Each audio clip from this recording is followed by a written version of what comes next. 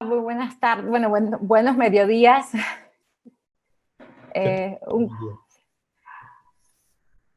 Muy buenos días a todos los que nos acompañan hoy para este webinar de incidencia que es parte del cuarto encuentro de fortalecimiento financiero y fiscal organizado por DAC China.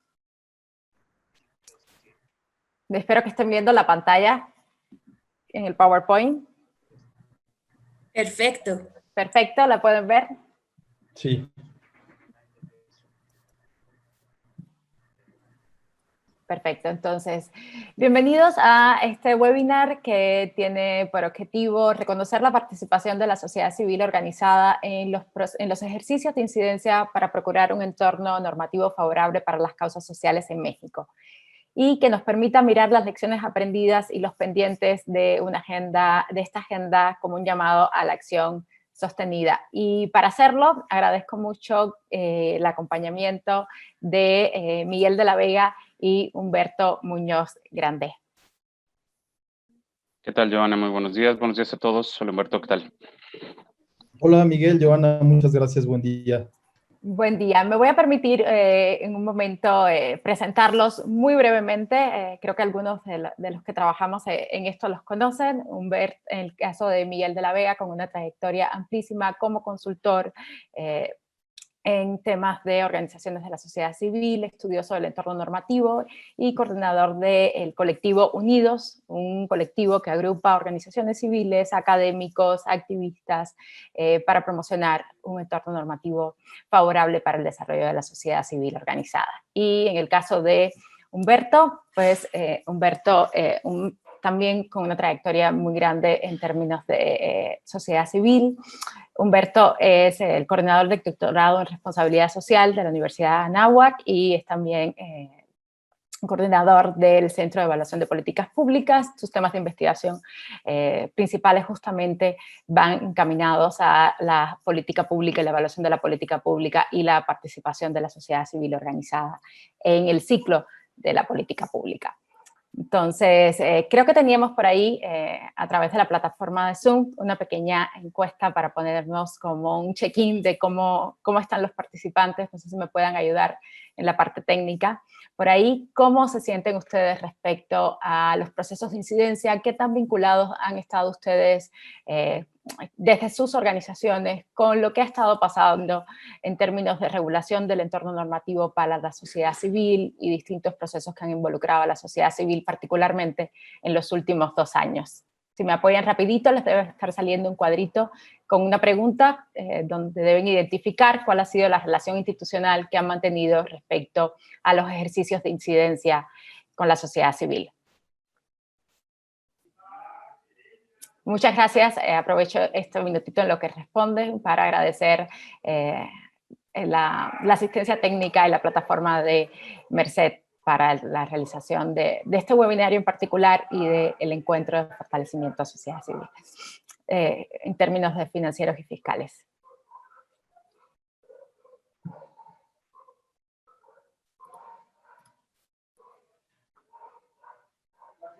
Bueno, para aprovechar el tiempo, no tengo todavía por acá las respuestas.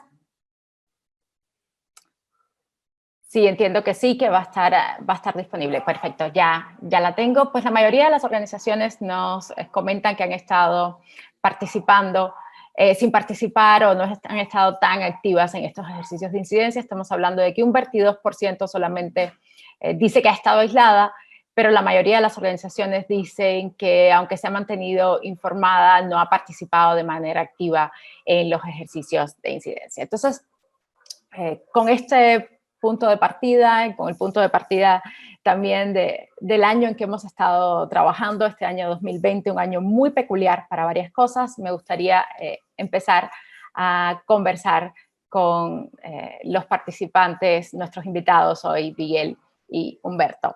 Y una primera pregunta que le lanzo particularmente a Miguel es que hemos estado escuchando mucho de cierre de espacio público, del espacio cívico, de restricciones, del COVID y del cómo el COVID ha afectado también los ejercicios de derechos de parte de la ciudadanía, ha sido una demanda global. ¿Qué nos puedes compartir de cuáles han sido las tendencias globales de restricciones a la sociedad civil, particularmente en estos 2 años que estamos evaluando en el webinar? Gracias, Joana, y un gusto de que estés facilitando este espacio. Muchas gracias. Bueno, yo creo que hay que considerar, la pregunta de Joana es muy relevante porque en realidad las restricciones a lo que le llamamos el marco, el entorno de la sociedad civil, primero no son nuevas y segundo, no se han generado en México. O sea, no es que sí en México surgieran las restricciones a la sociedad civil y aquí se descubrieran, ¿no? No hemos tenido originalidad ni siquiera para eso. Entonces, podemos rastrear en realidad restricciones más allá todavía de estos 2 años que comenta Joana, que es un periodo importante, no solo por el tema de la administración actual, pero podemos ir rastreando en diferentes países del mundo cómo el espacio de la sociedad civil se ha ido cerrando paulatinamente. Comento 2 o 3 puntos clave para no extenderme demasiado, ya que lo vamos a ir haciendo en la charla. Creo que lo primero que vimos es algunos gobiernos, no solamente nacionales, sino locales, empiezan a dejar de tener un compromiso claro con la democracia participativa, abriendo la posibilidad de que los ciudadanos, las personas, a través de las organizaciones civiles, de movimientos activistas, puedan dar su opinión sobre asuntos que nos competen a todos, Y esos países empiezan a cerrar los espacios democráticos, por lo tanto, se empiezan a cerrar los espacios de participación en sociedad civil. Los casos quizá más emblemáticos en Europa del Este, Hungría ha tenido una enorme influencia sobre esto, Rusia lo ha hecho también. Hay casos mucho más antiguos, por ejemplo, el caso de China o el caso de Cuba, que son mucho más antiguos en esas restricciones, pero digamos, para efectos de gobiernos que se consideraban medianamente democráticos, son casos más novedosos. En el continente, más allá de las restricciones impuestas por Venezuela, llama mucho la atención el cambio ocurrido en Brasil. En Brasil, con la llegada del presidente Bolsonaro, se restringe el espacio enormemente, espacio que se había abierto mucho con la presidencia de Dilma Rousseff hasta el año 2013. Entonces, vamos viendo cómo diferentes países empiezan, digamos, a abandonar un poco el compromiso con la democracia y lo va cerrando. Y el segundo punto es, ¿cómo lo cierran? ¿Cómo se cierran los espacios? Los espacios se cierran de muchas maneras, por mecanismos de participación, se cierran por cancelación de subsidios públicos. No es de extrañar que el gobierno de Bolsonaro, una de sus primeras medidas fuera esa, y tampoco es de extrañar que el gobierno de López Obrador, una de sus primeras medidas con respecto a sociedad civil fuera esa, la cancelación de subsidios públicos. Pero tenemos medidas mucho más duras, medidas en el sentido de las dividimos en aquellas medidas como mucho más agresivas, como ha sido el caso de asesinatos y ataques de activistas, en particular en Colombia, en Honduras, México, por supuesto, no es la excepción. El hostigamiento permanente a activistas, en particular en derechos humanos, que ocurre en Venezuela, que ocurre en Cuba de manera particularmente dramática. Pero también tenemos otro tipo de restricciones, que son estas restricciones más basadas en sobrecarga administrativa y lo que acabamos de vivir en México, que es una reforma fiscal que es regresiva y que limita a las organizaciones. Entonces, para cerrar esta primera punto de intervención es, estamos viendo y viviendo una tendencia de restricción hacia las actividades de la sociedad civil. Eso no es producto nada más de este gobierno de la pandemia, es una tendencia que venimos arrastrando y debemos considerar que esta tendencia es muy probable que continúe en los siguientes años. Entonces, es un elemento muy importante de considerar para ustedes, organizaciones, en cuanto al contexto en el que van a estar trabajando en los siguientes años, donde se va a profundizar estas restricciones. Y segundo, las restricciones van a venir de muchas maneras y eso es parte de lo que tenemos que discutir para saber también cómo lidiar con ellas, porque no se trata de dar nada más un panorama negativo, se trata de ver cómo hacemos innovación a partir de incidencia y a partir de gestión para lidiar con este entorno.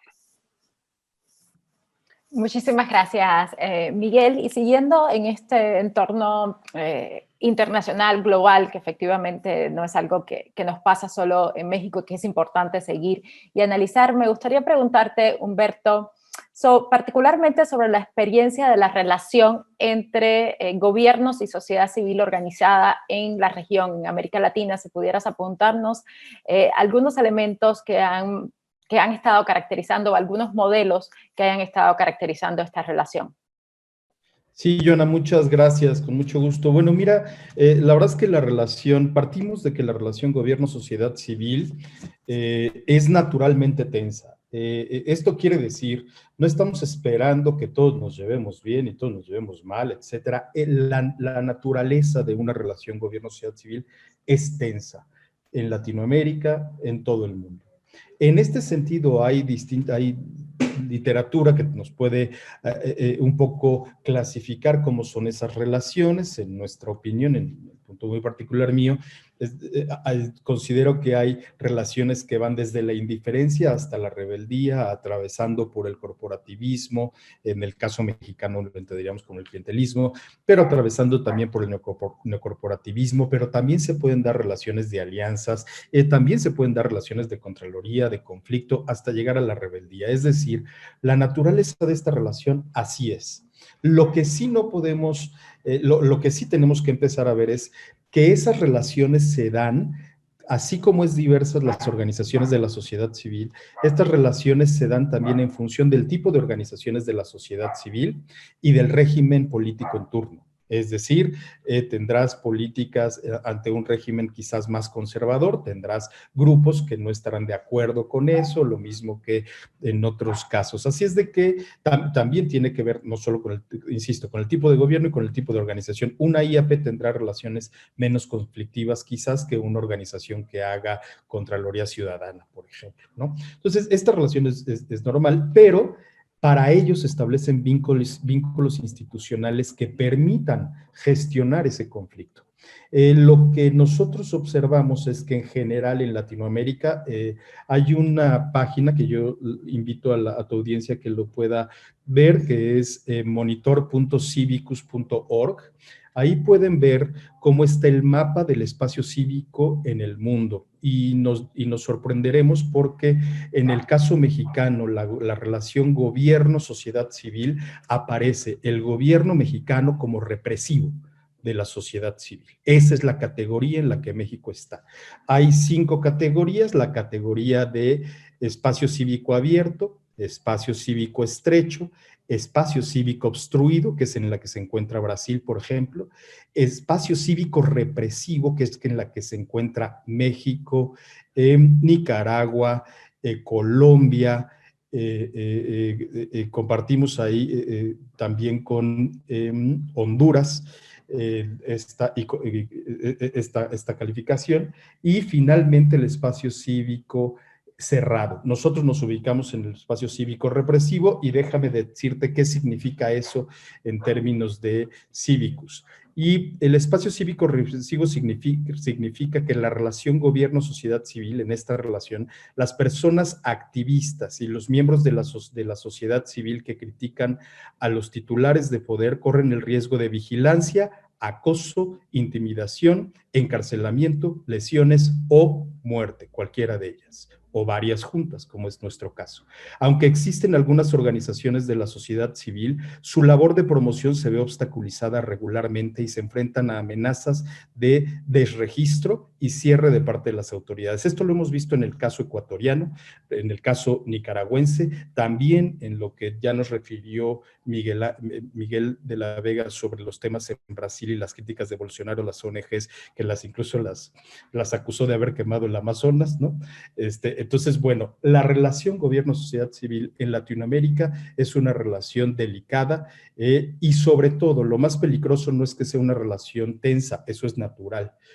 Es una relación donde los dispositivos institucionales de interacción, donde se tienen que dirimir estas diferencias o donde tiene que haber participación para la creación de programas públicos, políticas públicas, lo que sea, están cada vez siendo más desmantelados. La relación institucional es lo que se está desmantelando.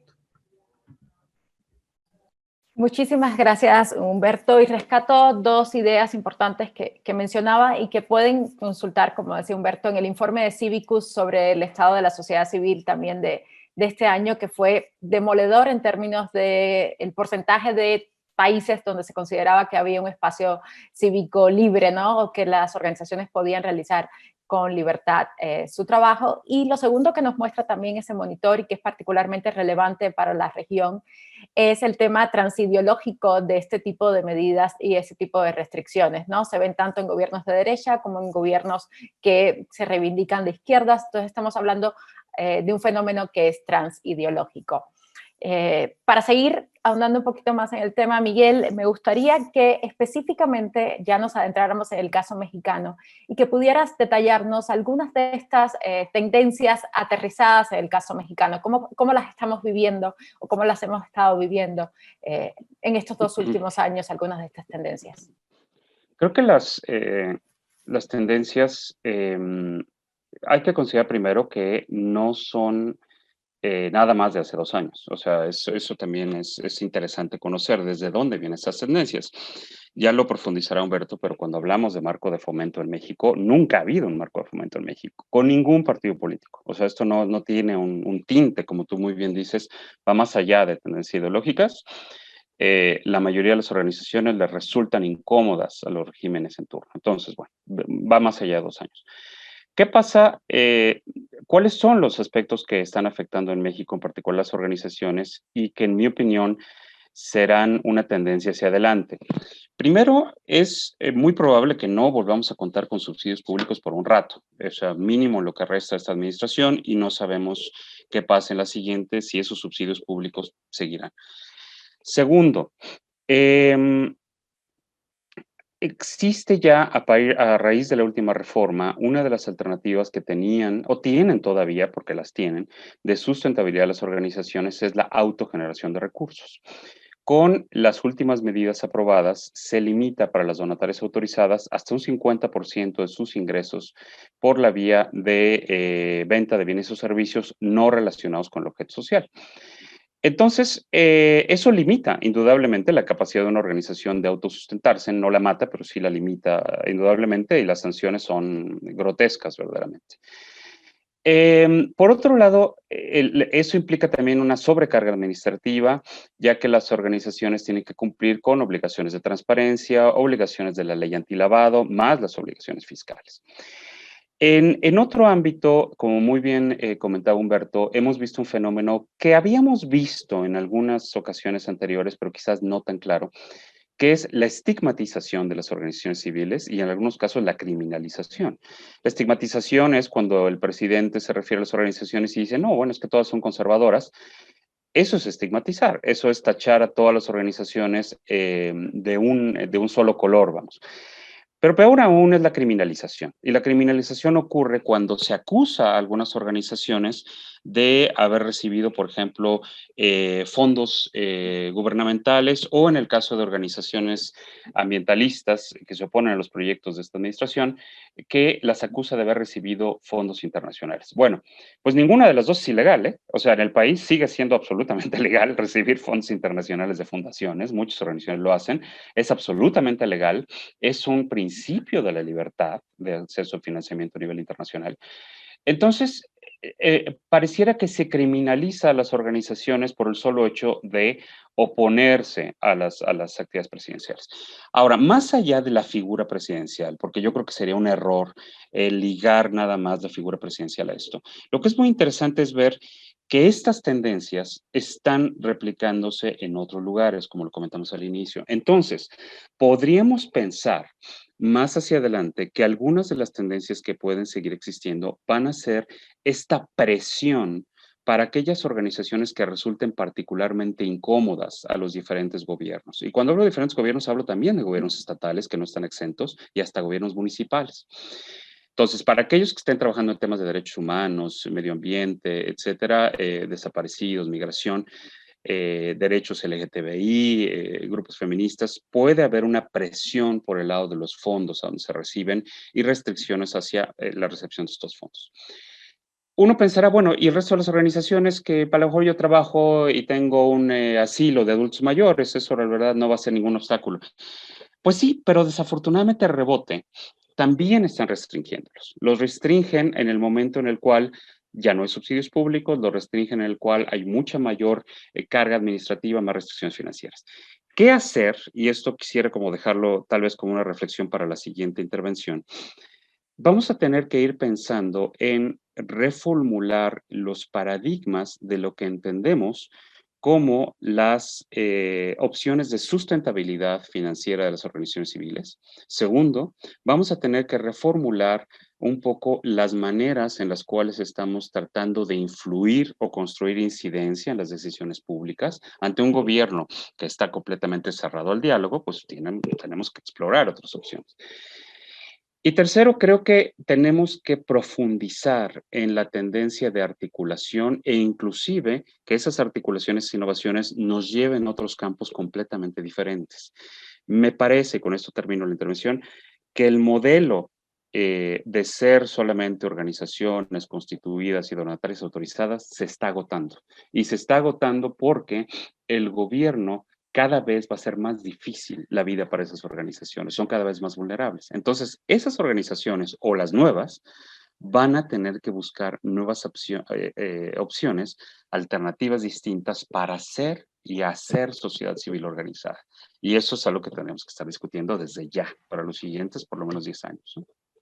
Exactamente, está en juego cómo concebimos hoy mismo la organización de la sociedad civil y cómo nos constituimos, nos autopercibimos. Es un temazo el que pone sobre la mesa Miguel. Y justo anunciabas algo que era por donde iba mi pregunta ahora para Humberto, porque es algo que nos preguntamos y nos preguntamos de pronto si por el contexto en que hemos estado viviendo en particular en estos 2 últimos años, pero desde tu experiencia con el trabajo con sociedad civil organizada, tú mismo como parte de algunos de los mecanismos que prevé la Ley Federal de Fomento, en algún momento se me olvidó decirlo al inicio, formaste parte del Consejo Técnico Consultivo de la Ley de Fomento. Me gustaría preguntarte, ¿cómo evaluabas o cómo podrías evaluar la política de fomento hasta el año 2018 y ¿cómo evalúas la actual política de fomento o si hay política de fomento, si se perciben indicios de una política de fomento en estos 2 últimos años en la actual administración? Sí, muchas gracias, Joana. Mira, esa es muy buena pregunta. La verdad es que pensar en una política de Estado para organizaciones de la sociedad civil, desde luego nunca ha existido en México, entendida la política de Estado como una intencionalidad gubernamental que atraviesa por los 3 órdenes de gobierno, que atraviesa por los 3 poderes en relación con la sociedad civil, desde luego nunca lo ha habido. Pensando en política, ahora si el planteamiento es, hay una política pública y esta política pública la concebimos solamente en el orden del poder ejecutivo en su relación con gobierno, sociedad civil, pues tampoco ha habido una política pública. Sin embargo, ¿qué sí ha habido? Desde 2004 a 2018 se crearon instituciones, se crearon lo que denominamos dispositivos institucionales que estaban desarticulados. Después me refería a la situación actual, que estaban desarticulados, no se comunicaban, pero existían. Déjame darte algunos ejemplos. No solamente en términos de leyes, la ley de fomento desde luego y sus leyes a nivel estatal. Las leyes de instituciones de asistencia privada en las distintas entidades federativas son dispositivos institucionales interesantes. La inclusión, por lo menos en la narrativa, de las organizaciones de la sociedad civil, los planes nacionales de desarrollo y en los programas especiales y en los programas institucionales desde 2004 hasta 2018 en sus distintas manifestaciones. También distintos mecanismos de participación ciudadana existentes donde las organizaciones participaban. Se detectó en 2018 cerca de 471 mecanismos de participación ciudadana que allí estaban inconexos, desarticulados, con sus problemas, pero estaban.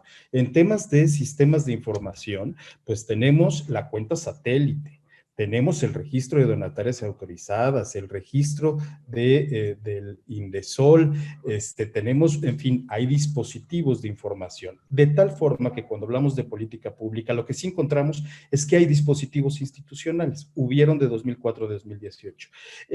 Evaluarla, yo te diría, nunca hubo una política pública, era desconexa, desarticulada, contradictoria, entrampada, ¿no? Que a veces le salía más caro cumplir con la ley a las organizaciones en términos de costos de transacción que no cumplir con ella, muy complicada, pero había dispositivos.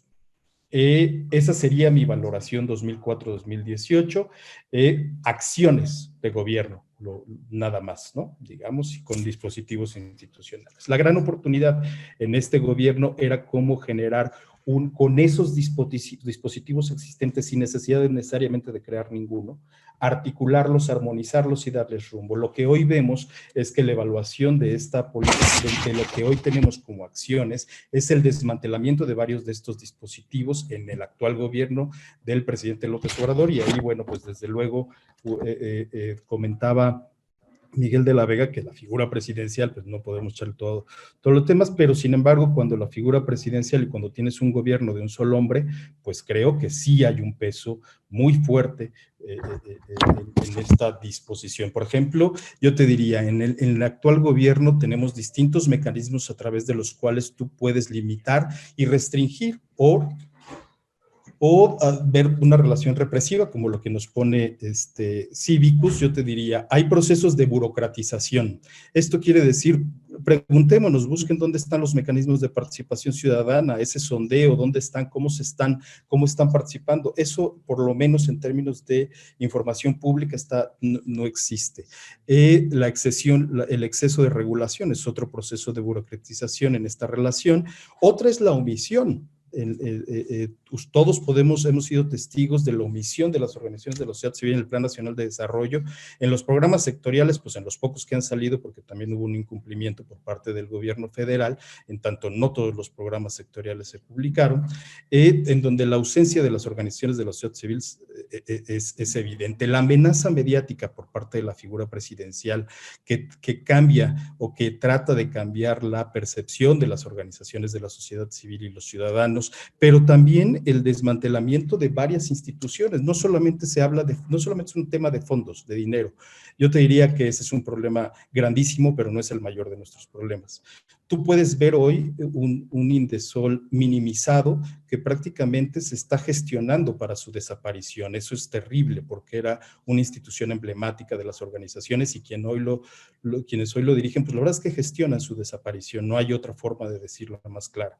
Sí, y finalmente la obstaculización. Puedes ver en el caso, por ejemplo, del Consejo Técnico Consultivo, los consejeros tienen el derecho de proponer a quien nombrarán a la Secretaría Ejecutiva. Miguel fue propuesto en su momento junto con otras 2 personas y en 2 veces la Comisión de Fomento negó ese derecho a los consejeros y les dijo que su terna no iba en violación completa con lo que establece el reglamento de la ley federal.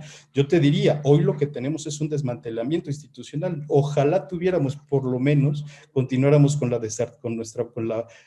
las acciones gubernamentales desarticuladas que se tenían desde 2004 hasta 2018. Muchísimas gracias, Humberto, por tu aporte. Y pues entrando en la etapa de, digamos, de cierre, un poco del camino, ¿no? De lo que viene hacia adelante, que es parte de la idea de repensar estos procesos y de plantearnos lo que está pasando. Te quería preguntar, Miguel, en ese sentido, durante estos últimos 2 años hemos acompañado varios procesos de incidencia, particularmente relacionado con el tema de este encuentro, la reciente aprobación de la miscelánea fiscal y el paquete económico, las medidas incluidas en el paquete económico 2021, implicó un esfuerzo importante de articulación entre organizaciones de la sociedad civil, ciudadanía, académicos, activistas. ¿Cómo evaluarías o cuáles dirías que son los retos o los aprendizajes principales de estos procesos de incidencia en clave de pensarnos hacia el futuro, ¿no? Hacia los próximos procesos de incidencia que tenemos que seguir realizando?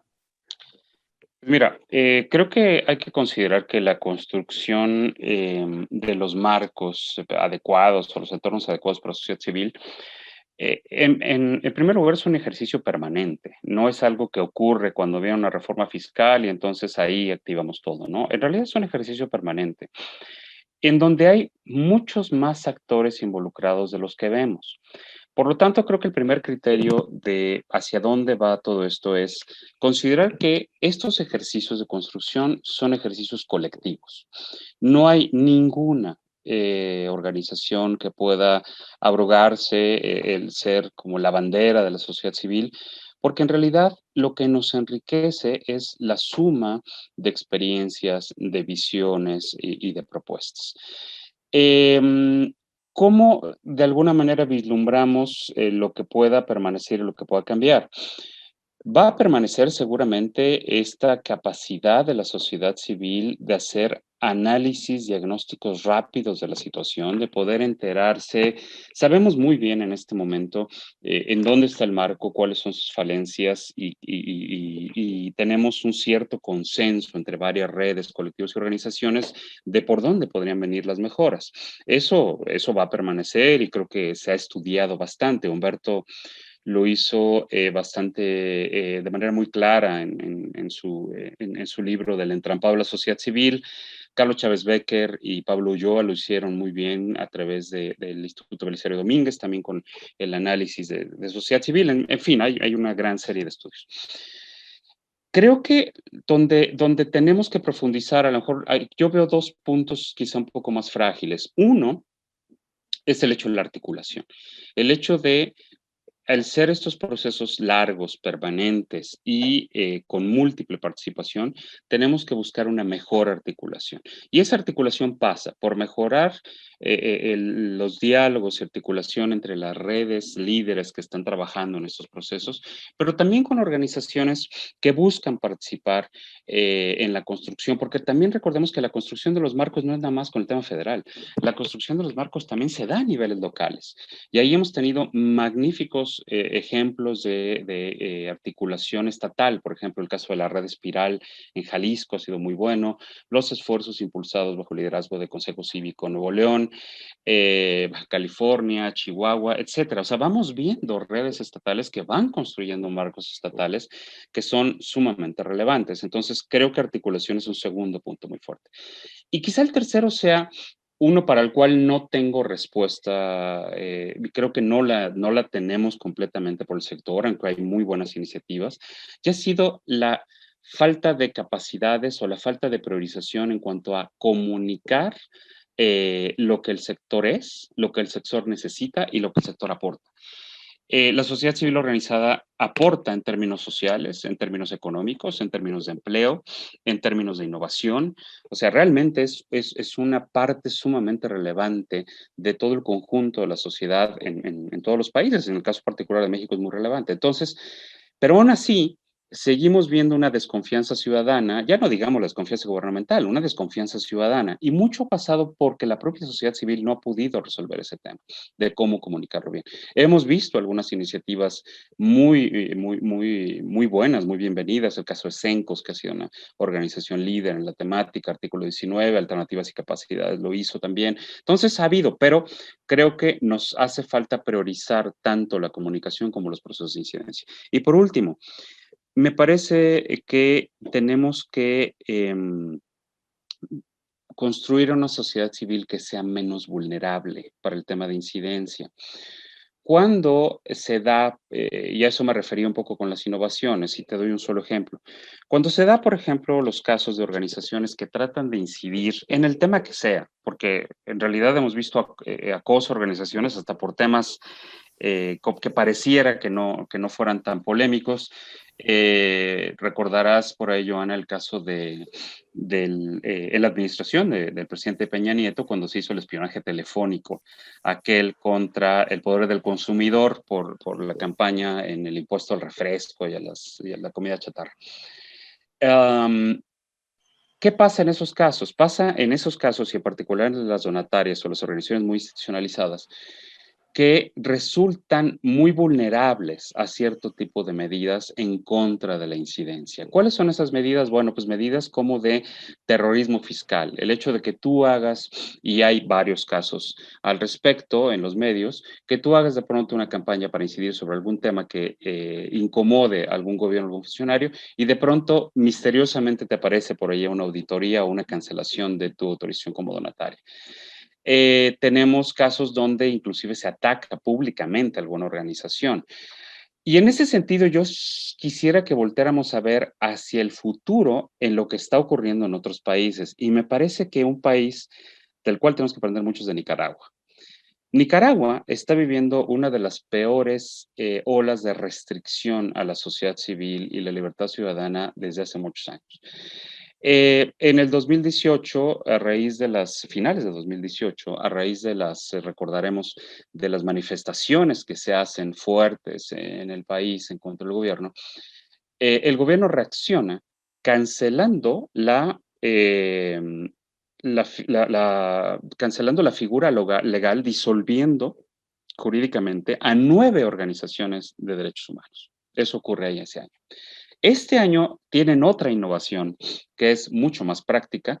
Aquellas organizaciones involucradas en defensa de derechos humanos y en algún momento relación con movimientos de oposición, se les congelan las cuentas bancarias. Eso hace que las organizaciones sean muy frágiles. Entonces, no tengo la solución, Joana, pero creo que sí hemos vislumbrado algunas pistas. Y estas pistas son: algunas organizaciones que quieran hacer incidencia de manera sólida, consistente y con menor riesgo van a tener que prescindir de figuras legales. Esto es, van a tener que actuar desde movimientos o desde, no quisiera decir desde la informalidad, pero desde la existencia de facto, lo cual es un derecho reconocido como principio internacional. Segundo, algunas organizaciones que quieran trabajar temas polémicos tal vez no lo van a poder seguir haciendo desde el ámbito de lo no lucrativo. ¿Por qué no hacerlo desde el ámbito de lo lucrativo? Lo pongo en la mesa como puntos de discusión, porque ahí van a ser menos vulnerables. Tercero, en algún momento organizaciones que tengan en riesgo o cuyas actividades sean particularmente vulnerables, probablemente van a ser organizaciones que van a tener que existir de manera virtual y no real, de tal manera que sean mucho menos susceptibles a figuras como el acoso, el allanamiento, etc. Me parece que si no damos un vuelco hacia esta situación y mejoramos la articulación y somos menos vulnerables, el futuro está en medidas como las que se están implementando en Nicaragua en esos momentos. Esto de las cuentas bancarias, esto es de este año, o sea, esto es del mes pasado, no es mucho más atrás, ¿no? Entonces, creo que por ahí vienen las innovaciones. No se trata de nada más pensar en otras campañas, se trata de pensar de cómo vamos a ser menos vulnerables y más efectivos en contextos represivos, donde inclusive entren en juego las restricciones financieras a fondos legítimos de las organizaciones civiles. Esa es una gran tarea que tenemos que resolver para los siguientes años. No tengo la respuesta y creo que tendremos que irla encontrando entre todas, ¿no? Todas las organizaciones, todas las personas. Gracias, Miguel. Y sí, pasó también con Acción Ecológica en Ecuador, que les retiraron la personería jurídica hace varios años, también por una campaña de defensa de la Amazonía ecuatoriana. Y está pasando también con la ley para la calificación de agentes extranjeros de todas aquellas organizaciones en Nicaragua que reciban financiamiento de organismos internacionales, ¿no? Entonces, esa calificación de agentes extranjeros desde la propia denominación es un estigma y un peligro para las organizaciones. Y en esa misma clave, Humberto, y para cerrar y abrir a preguntas, que es importante también conocer las preguntas que tengan los asistentes, ¿cuáles serían los retos en términos de la relación particular con la sociedad civil-gobierno? En lo que viene todavía nos quedan 4 años de esta administración, ¿no? Sí, mira, yo creo que el gran reto es cómo entablar una comunicación institucionalizada con el gobierno federal y cómo de la parte de las organizaciones de la sociedad civil tratar de construir una narrativa más inteligente que le llegue a los oídos sordos hasta este momento del gobierno federal. En buena parte eso nos toca a nosotros. Cuando del otro lado hay sordera, pues alguien, el que sí tiene escucha, es el que tendrá que verse un poco más hábil. Entonces, en ese sentido, creo que hay que construir una nueva narrativa, porque la relación con el gobierno, sociedad civil, se dará de una u otra forma, mal, bien, etcétera, pero se estará dando. Por otro lado, también, bueno, pues la verdad es como bien dice Rogelio Casalatriste, expresidente de la Junta de Asistencia Privada de Ciudad de México, que decía, bueno, pues lo que pasa es que las organizaciones de la sociedad, los gobiernos pasarán, ¿no? Y las organizaciones de la sociedad civil, ahí nos quedaremos. Otra opción es esperar y recurrir a este otro tipo de iniciativas y de propuestas como las que bien plantea Miguel. Y la verdad es que creo que el gran reto es recuperar la relación institucional.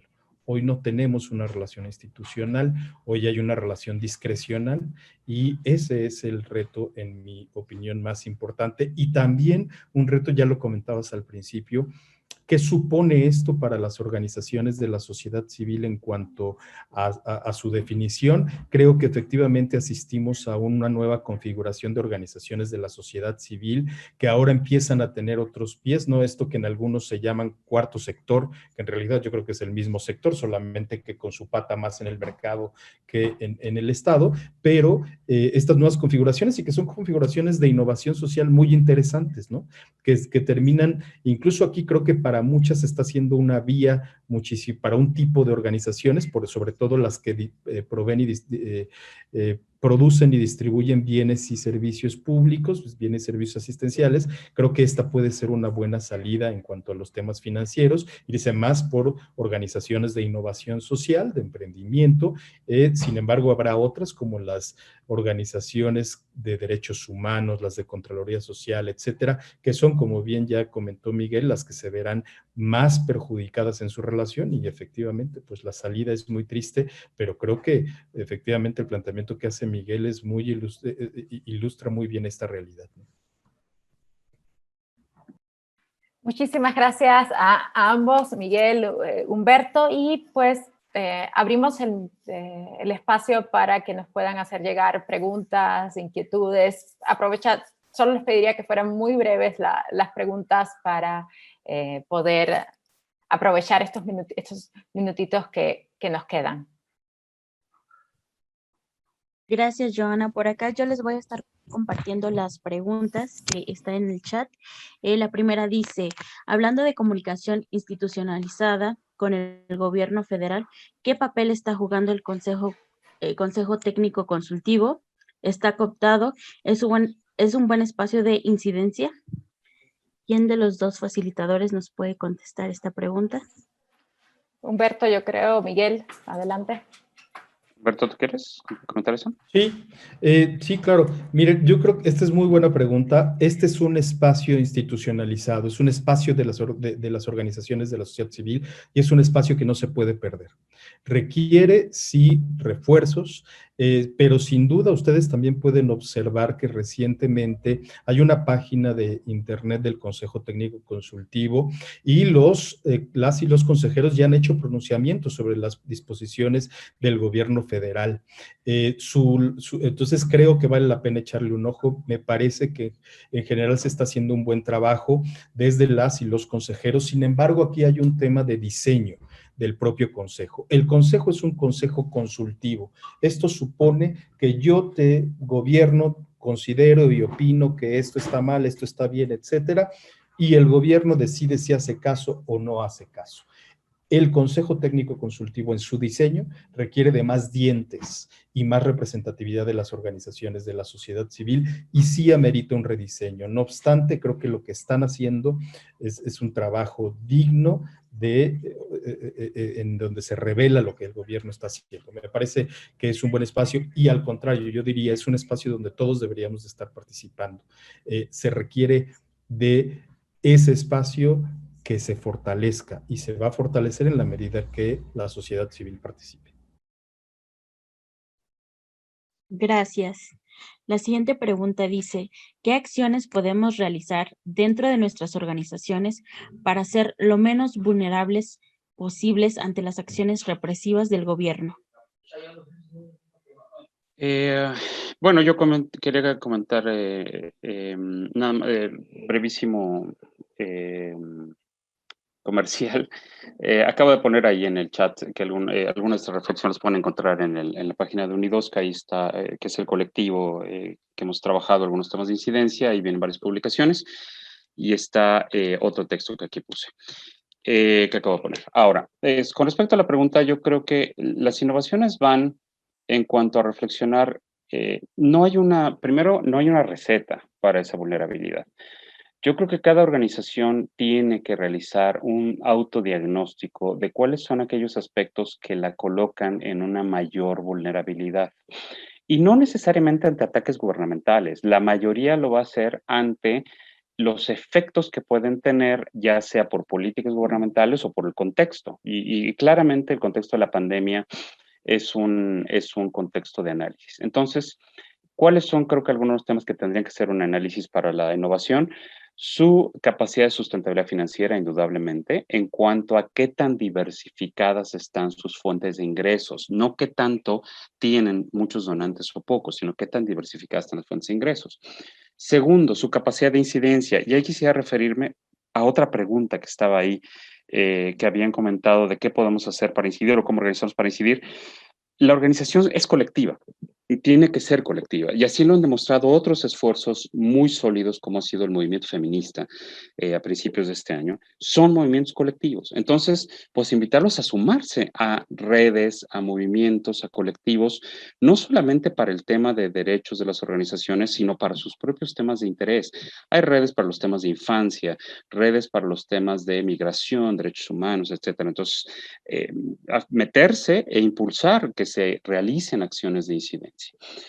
Segundo, revisar también la solidez de su propia estructura institucional. O sea, el ser donataria es una fortaleza, una debilidad. El no ser donataria de pronto puede ser una gran fortaleza porque las hace mucho menos vulnerables. No digo que sea necesariamente así. Esto varía para el caso de cada una de las organizaciones. Otro punto es, ¿cómo está su gobierno institucional? ¿Su gobierno ayuda o obstaculiza su desarrollo? Ese es un tema también importante para hacerlo. Y tercero, y cuarto, ¿qué tan vulnerables son hacia ataques aquellas organizaciones que atienden casos vulnerables y cómo podrían cambiar la manera de hacer su acción para poder ser menos vulnerables? El punto es, los entornos restrictivos requieren que seamos organizaciones más resilientes, pero también menos vulnerables. No se trata nada más de decir, bueno, pues nos van a atacar y ya, seamos resilientes. Bueno, también se trata de ser menos vulnerables. Y para esto ayuda ver países que son mucho más restrictivos que el caso de México y cómo funcionan. Hace poco, Joana Siliano facilitó un encuentro muy interesante con activistas cubanos. Cuando uno piensa un entorno absolutamente cerrado a la sociedad civil organizada, bueno, Cuba es un muy buen ejemplo de eso. Y sin embargo, como dice Humberto, la sociedad civil existe. No deja de existir. Quizá en este caso hasta en la ilegalidad, pero existe. Entonces, ¿cómo se hace para poder seguir haciéndolo? Y no tenemos que descubrir el hilo negro. Muchas veces es voltear a ver qué están haciendo otros colegas en otros países, en otros estados, para ver cuáles han sido las respuestas. Pero mi sugerencia sería, empiecen analizando cuáles son los aspectos más vulnerables de su organización con respecto al entorno, no con respecto al gobierno nada más, con respecto al entorno político, social y económico. Y creo que por ahí pueden iniciar. Muchas gracias, Miguel. Perdón, nada más, Eduardo dice un último comentario, perdón, nada más para aclararlo rápidamente. No es un análisis fiscal en este momento, pero un segundo. Al no ser donatarios, ¿cómo recibimos los donativos? No necesitas ser donatario para recibir donativos. Las organizaciones que no son donatarias también pueden recibir los donativos. La única diferencia es que tus recibos no van a ser deducibles, pero sí puedes recibirlos y que vas a pagar impuestos si tienes algún remanente, pero puedes seguir operando, no es ilegal. Segundo, ¿qué implicaría la sustentabilidad financiera aquí con respecto a los donativos, Eduardo? Implicaría que diversifiquemos y no pensemos solamente en términos de donativos. ¿Por qué no pensamos en muchas otras fuentes de ingresos? Por eso decía, en cuestiones de ventas, en cuestiones de, inclusive, de pensarnos, de dejar de pensarnos en algún momento solamente como no lucrativas y en algunas cosas pensarnos como lucrativas. Y eso puede ser muy interesante porque nos llevaría a otros paradigmas y a otro tipo de ingresos. No es el foro para discutirlo, lo único que te invitaría Eduardo en particular, es qué otros ingresos se pueden tener, además de donativos, si no eres donataria. Y es el caso de la mayoría de las organizaciones de la sociedad civil en México. La mayoría no son donatarias. Muchísimas gracias, Liz, por el apoyo con las preguntas. Muchísimas gracias por su tiempo, Miguel, Humberto, por compartirnos sus reflexiones. Realmente estamos ante un escenario muy peculiar, lleno de aprendizajes y lleno de oportunidades también para reinventarnos, para ser innovadores, para saber qué rol ocupamos realmente en la sociedad y quizás romper algunas inercias que inevitablemente marcan a todas las organizaciones del tipo que sea, ya sea desde el gobierno como también nos pasa desde la sociedad civil. Me van a apoyar un momentito para hacer el checkout desde Zoom. Por favor, si nos pueden ayudar contestando un poco la pregunta para evaluar qué se llevan de este webinario. Volver a agradecer una vez más a Dakshina por la organización de este encuentro y del webinar en particular dentro del cuarto encuentro de fortalecimiento financiero y fiscal para las organizaciones de la sociedad civil, y a la plataforma de Merced, que nos permite, a pesar de estar en la distancia, pues estar conectados y manteniéndonos en comunicación. Entonces vamos a esperar un momentito. Les recuerdo también, como les comentaron en el primer panel, que es muy importante para nosotros conocer su evaluación, sus comentarios, su calificación de esta actividad. Entonces, para que cuando terminemos puedan dirigirse al pad de evaluación y calificar el webinario. También les recuerdo en lo que están las respuestas de la evaluación del checkout, que todos los materiales del webinario van a estar disponibles a través de la plataforma donde se registraron. Pueden ir a un acápite de carpeta y materiales que van a poder descargar, y que también van a poder dejar sus preguntas, algunas otras preguntas que la plataforma y los facilitadores van a estar en posibilidad de contestarles. La información de los facilitadores, contactos y dónde ubicarlos también está disponible en la presentación del webinar. Entonces, está todo abierto para que nos mantengamos en contacto. Y a mí sí me gustaría cerrar en lo que nos ponen los resultados. Sí me gustaría cerrar con una idea que se repitió un par de veces en el chat y que comentaron Humberto y que comentó Miguel. La necesidad de estar conectados, o sea, la necesidad de vernos, de escucharnos, de conocer las causas que cada uno de nosotros compartimos con otras organizaciones, de estar informados de lo que pasa con el sector y de participar desde una multiplicidad de escenarios en los que se puede participar en cada uno de los ejercicios. Bueno, pues acá tenemos la respuesta. La mayoría de las organizaciones con el compromiso de que tanto continuarán participando activamente en los ejercicios, como se mantendrán informadas, sobre todo se mantendrán informadas de lo que está pasando, y un mínimo de organizaciones que se mantendrán aisladas de los ejercicios de incidencia. Muchísimas gracias nuevamente a todos los que nos acompañaron, a todos los asistentes el día de hoy, a la plataforma de Merced, a Dakshina por el encuentro, y especialmente a Miguel de la Vega y Humberto Muñoz por habernos regalado su tiempo esta mañana. Hasta luego. Gracias, Joana. Saludos a todos. Hasta luego. Muchas gracias a todas, a todos. Hasta luego.